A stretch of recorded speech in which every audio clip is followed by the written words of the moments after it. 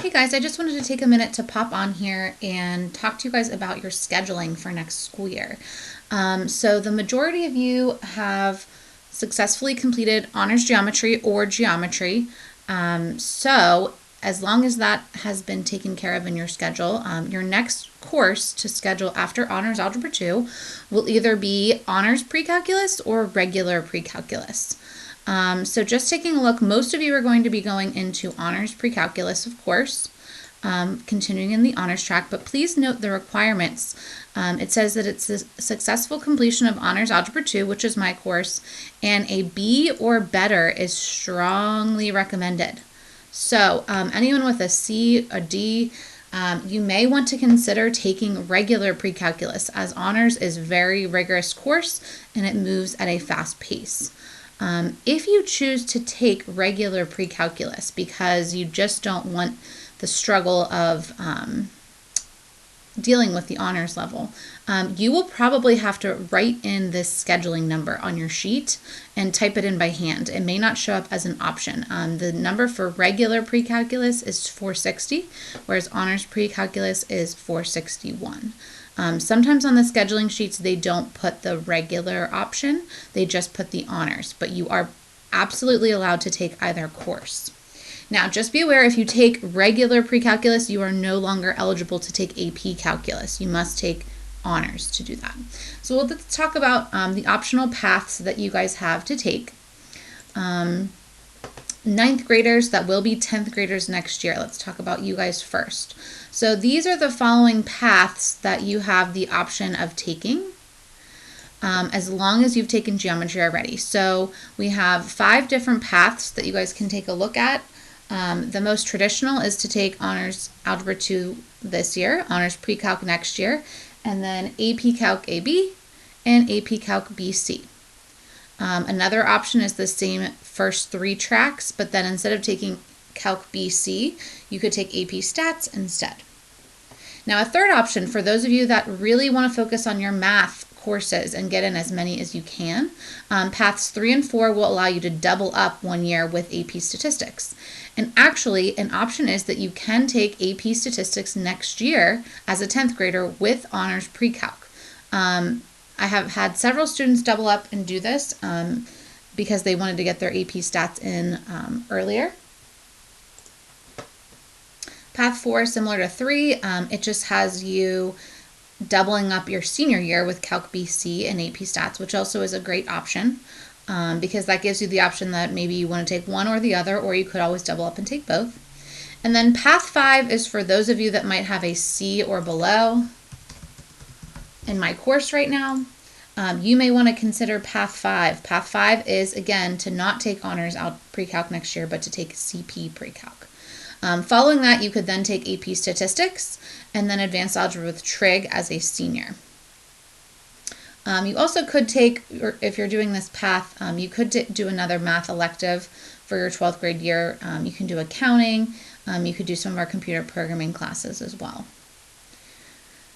All right, now let's talk about our 10th graders who will be 11th graders next year. Your paths are a little bit shorter because you're already in 10th grade. So the most traditional is to take honors pre-calc next year and AP Calc AB, your 12th grade year. Another option that you can do is to take honors pre-calc and AP Stats next year. You could double up and then take Calc AB your senior year.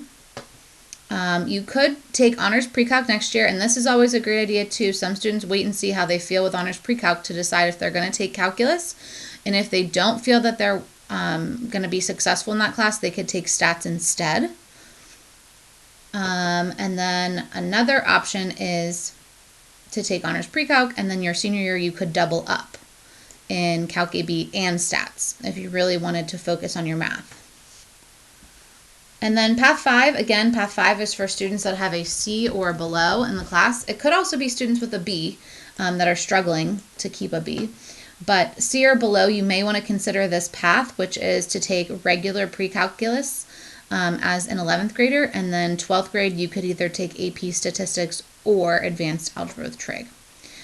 So those are the paths that I've come up with. Again, AP Stats, as long as you pass my class, you're eligible to take AP Stats, and you can take it at any time that you want, whether you're doubling up or taking it alone. Again, here are the course numbers for what you would be enrolling for next year. 461 for honors, 460 for regular, and then 465 if you're interested in AP Statistics. Some of you also received a letter in the mail right before we have taken our quarantine break from Mrs. Cotton and Mrs. Siriani talking about the math elective courses. So I wanted to take a second and talk about those.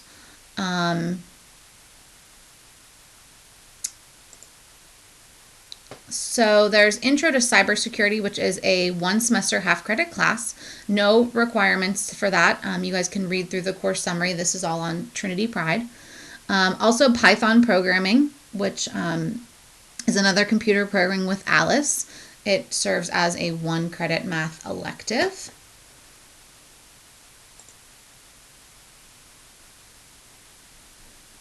Your Intro to Java and your AP Computer Science, you would have already needed to take a computer science. You needed to have Java or Alice and Python. So those are for students that have already been taking the computer programming classes. If you're new to the computer programming classes, you need to start with one of these first. And then also the Oracle Academy, which is a great computer programming class. You guys could start out in Oracle 1. The requirements are just that you completed Algebra 2 and or a B or better in honors Oracle 2 or teacher recommendation. So that's or. So you would be eligible to take either one of those. So just keep that in mind as you're looking at your electives. I also did want to mention about that AP Stats that I was talking about. Here's the description for the course. It does say that a B or better is strongly recommended just because it is AP. So it is a college level course. And again, if you guys want to read through any of this stuff in more depth, you can just go to the trinitypride.org website, go to our school, which is the high school, and then they have the scheduling information right here on the homepage. Your scheduling sheets are right here, so whether you're going to be 10th or 11th. As I said, that regular pre-calc code will not be on there. This is the curriculum planning guide that I was showing you from.